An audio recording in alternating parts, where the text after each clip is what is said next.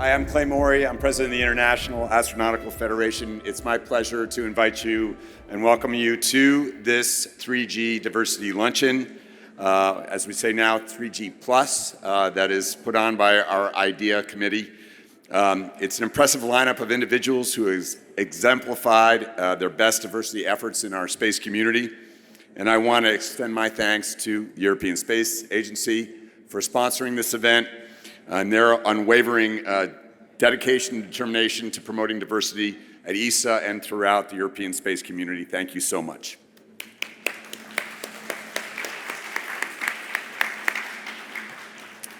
After the awards ceremony, briefly, you're going to have the opportunity to hear more details about their diversity efforts directly from John McFall, who's a member of the ESA Reserve Astronaut Program.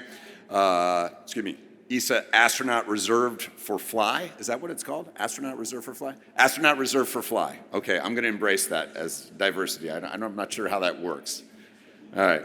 And Ursilia Vado, who's the ESA Chief Diversity Officer. Thank you, Ursilia, for all the work that you're doing in this area as well. To start the lunch, I'm happy to give the stage to Josef Aschbacher, who's the Director General of the European Space Agency. Josef, if you could join us on stage, please. Thank you.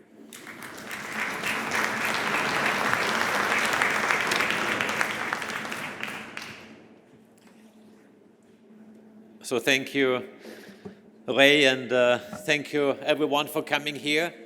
This is a really important event for us, but I do have to say something that we have sponsored this lunch, and I was really saying to everyone, and particularly our team, that I really would like to show to the world, to the space world, how important diversity is for all of us, and that's why we organize this event.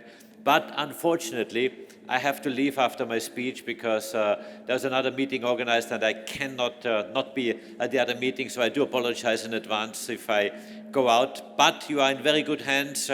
We have Eric Morel, who is representing me, the Director for Strategy, Legal and External Affairs.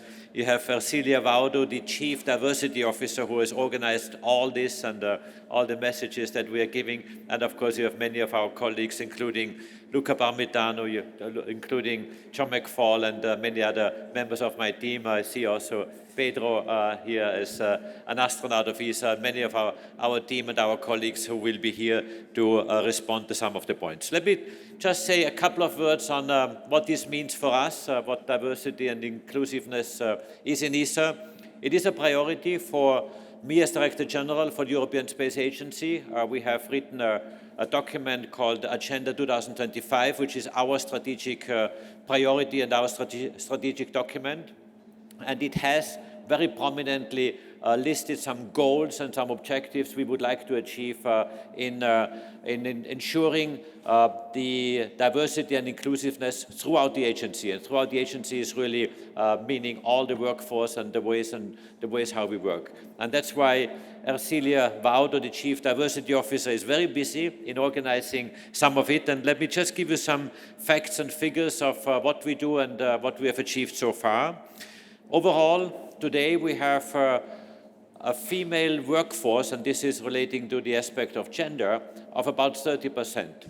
30%, you may say, is not very high, but it's certainly higher than 20% or even less than we had in the previous year. So we're increasing our female share of the workforce. We have actually a goal, which is written down in this Agenda 2025, that 40% of new recruits should be females. And you may say this is still not 50%, but on average, the number of female graduates in STEM disciplines is in the order of 20%, at least in Europe. So if we have a 20% pool, if I may call it this way, out of which we are recruiting, and our goal is to hire 40% females, I think this is a very ambitious goal, and we really want to implement change in our agency because I'm convinced that change, but diversity, inclusiveness are so core values for us, and we really have to foster this. Another number I would like to give to you. So today, as I said, we have about 30% of our workforce in ESA who is female. And I really would like to thank all my team, but in particular Ercilia, for working on this on a daily level to achieve that, and we're taking a number of measures to do that, from the announcement to even some very dedicated efforts to find appropriate candidates across the countries. Another figure which is quite remarkable is the number of female colleagues in leadership positions. Sometimes I hear the message, yes, it's good to hire females, but if they're not rising in the hierarchy, then it doesn't work. And also here, we have already made huge progress between 2016. In 2016, we had 8% of the leaders, the top management or upper management levels in ESA, 8% females. Today, we have 20%. And I have just hired a few directors, female directors, to also have at the very top really very brilliant, excellent candidates which are female. So these are some of the numbers. So we're not just talking about it, we are doing it, and I'm very proud that this is going throughout the system. Of course, we will continue making sure that diversity is really well implemented. Of course, identity is a very important aspect, so we recognize, of course, not only gender, but also other elements of identity as driving principles. LGBTQ+ is a guiding principle for all of us in the way how we set up our workforce, how we interact with our colleagues. We have policies and principles in place to really underline this, and this is something that, again, is one of the measures ESA is taking and is taking more intensely also in the future. Another action we have set, and this is a very visible sign, is also an exploration. We have, and it was mentioned before, for the first time ever, a candidate of an astronaut with a physical disability who might fly in space as a full mission. That means 6 months, as our astronauts usually fly. This is John McFall. I'm very happy to introduce John here to this community. John is an amazing candidate. I have selected him as a member of the Reserve Astronaut Corps in November last year, November 2022. He has undergone a very intense study. What does it mean to fly eventually with the handicap he has? And John has a prosthesis after an accident. He had a motorcycle accident, I think at the age of 18. He has a remarkable career, and maybe John can say a couple of words later on about his personal life, because it is so inspiring.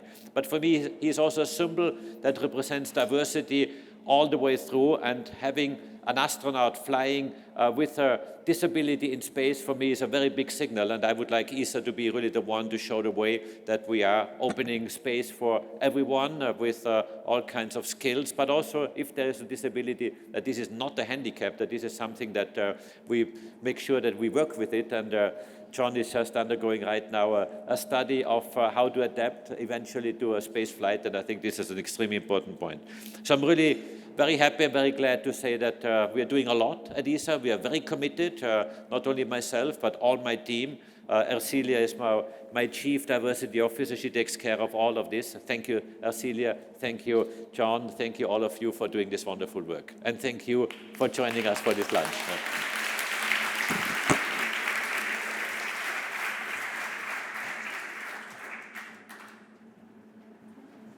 So I'll be taking over for Clay. My name is Mishala Shimemri. I'm the Vice President for Diversity Initiatives at the IAF. I wanted to take this opportunity to thank ESA for being a supporter for diversity and for not only just supporting it, but actually doing the work. With that, I would like to provide you with a IAF diversity certificate for supporting diversity. Thank you.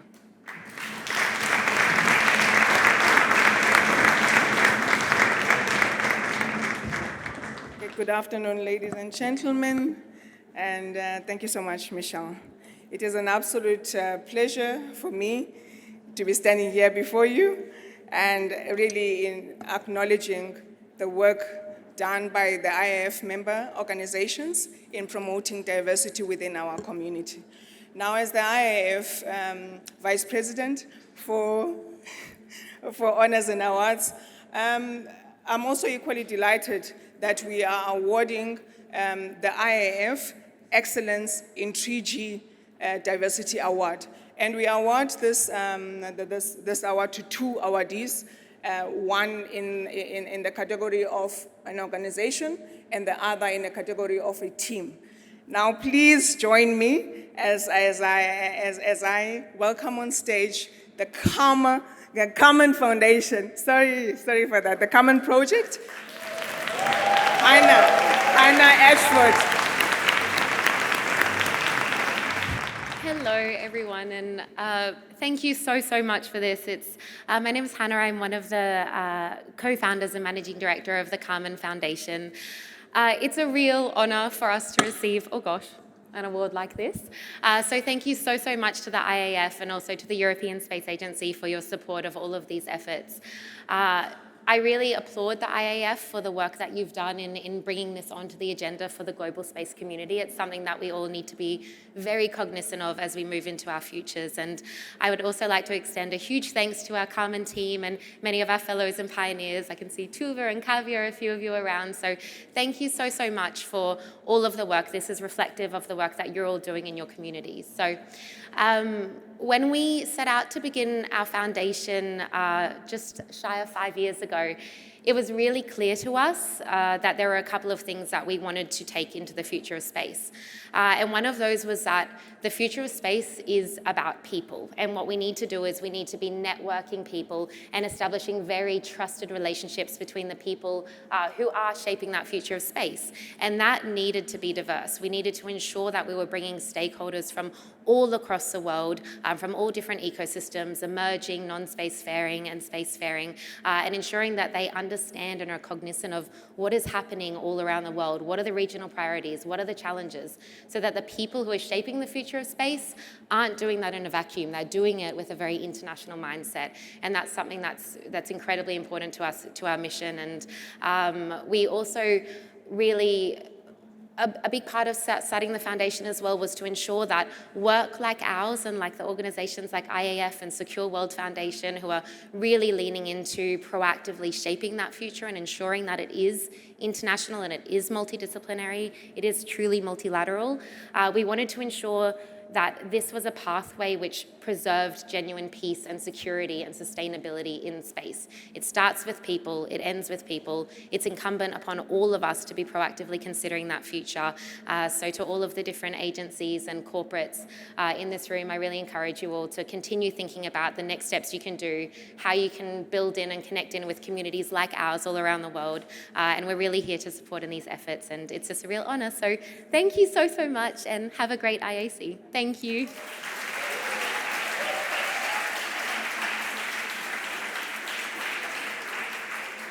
Thank you very much, Anna. Thank you and congratulations. Okay, without further ado, we go on to the second award. And I'd like to call on the NASA Indigenous Community-Based Education Program. And to receive this award, please let's welcome on stage Daniela Scales, the Education and Communication Lead at NASA Astrobiology Program.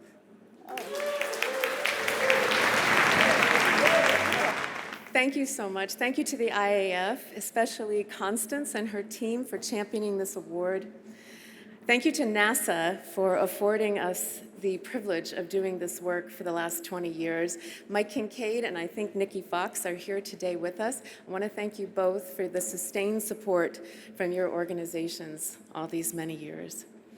Thank you to Sherry Klug-Boonstra of Arizona State University who nominated us, and my beloved husband Michael for his unwavering support. But these are the real people to thank. These are my partners. They're the real heroes in this work. They're the ones in their communities day in and day out doing the hard work of repair and revitalization, transforming devastation into hope and prosperity within themselves and for their youth. We come together to build relationship and restore trust so that science and indigenous knowledges can find each other again and be whole together again. Together, we are erasing the conflict between scientific and cultural knowledge and creating diversity without the loss of identity. So while this award is certainly for them and celebrates our work together over these many years, I think this award is really for all of you, for everyone in this room and everyone here at this conference. And I suspect that this is the IAF's, the reason behind this award. So, may this serve to bring all of your ideas and conversations and actions and decisions into alignment with the justice and the healing needed to ensure that whatever it is we're going to do up there among the stars, it's truly for the good of all. Thank you.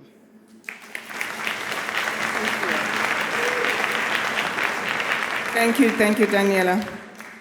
Okay, now we'd like to introduce and welcome on stage John McFall, a member of the ESA Astronaut Reserve for Flight Feasibility Study, and Ursula Vaudo, the ESA Chief Diversity Officer.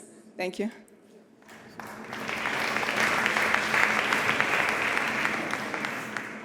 Thank you, and it's a pleasure to be here. We have been awarded with the 3G Excellence Award a few years ago, and we know how important it is to be recognized by this audience. Let me say only 2 words. At the European Space Agency, we are well aware of the magic that diversity can bring. If we are able to land on a comet, if we are able to go and look for life on the icy moons, and do the fantastic things we do, because we put together the competencies, the background, the perspective of people from 22 member states, speaking more than 15, 16 languages, different languages, and is putting this perspective together that we are able to imagine and make possible the future. And in particular, I have to say I'm very glad that we have been, as an agency, pioneering this new chapter of the inclusion of people with disabilities, considering the new momentum the space exploration and human spaceflight is taking, also considering that we are going back to the moon, and this time we are going back to stay. So to unleash the potential of this vision, we need to have the talents of all. And I'm very glad, in a way, that our agency has been able really to launch this new selection that resulted in the recruitment of John McFall in the ESA Reserve astronauts. So he will outline more about this project, but let's see a short video.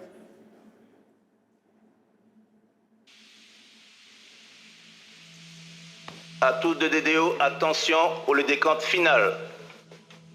10, 9, 8, 7, 6, 5, 4, 3, 2, 1, top. Allumage 2 ESR, décollage.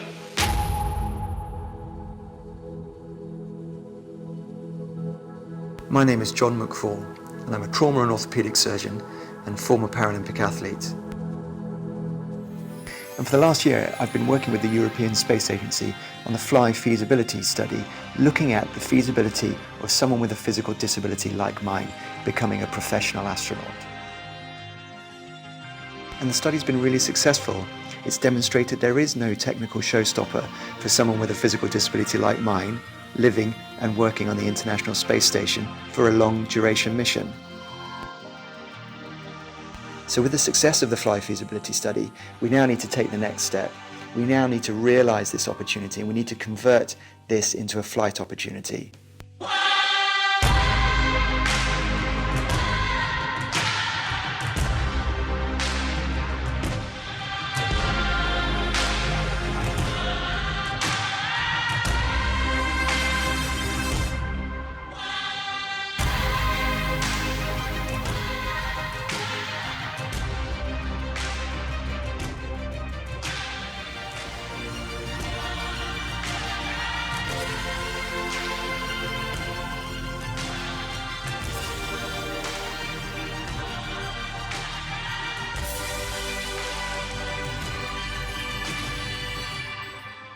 I hope that by the end of this decade we see a European astronaut with a physical disability in space, living and working as a fully integrated member of the International Space Station crew.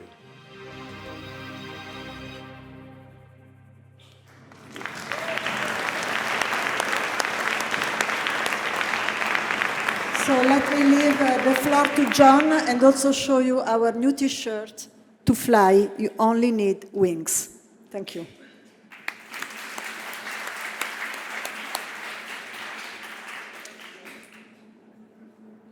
Ladies and gentlemen, thanks very much, IF, for giving me the opportunity to talk to you guys today as well. I'm going to keep it very, very brief indeed. As you heard in that little video, I've been part of the FLY feasibility study, which has not demonstrated any technical showstopper for someone with a physical disability like mine flying to space. And this is awesome. This is brilliant. This is great for me. You know, what an adventure I'm going to be potentially going on. But this isn't about me. This isn't about me. Whilst this is going to be very exciting for me, this is about challenging the narrative. This is about challenging people's preconceptions about not just what people with physical disabilities can do, but what everybody can do. And I hope that if I or someone with a physical disability gets to fly, it will really show humanity what we are capable of as a species. So thank you for giving me the opportunity to be here today. And again, all of you are part of this. Enjoy your lunch, enjoy the IAC. Thank you very much.